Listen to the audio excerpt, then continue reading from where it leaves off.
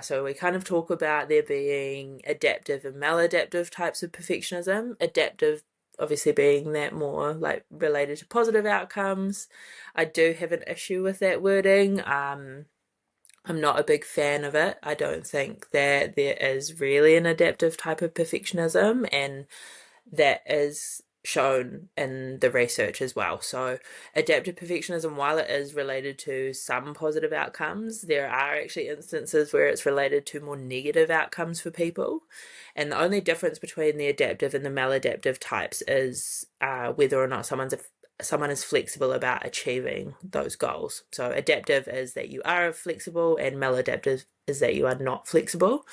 Um, yeah, so that's kind of why I have a bit of an issue with the phrasing as adaptive, whereas the maladaptive type of perfectionism is just basically all bad. Research is very consistent, and yeah, this leads to negative outcomes, and that's when you're not flexible about achieving your goals, so it's really rigid.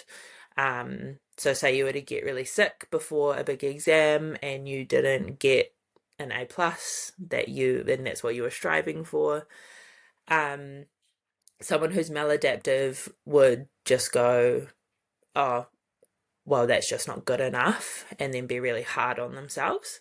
Whereas someone who's adaptive or higher in the adaptive perfectionism side of it would be more likely to be like, it's okay, I'm really sick, or I was really sick right before.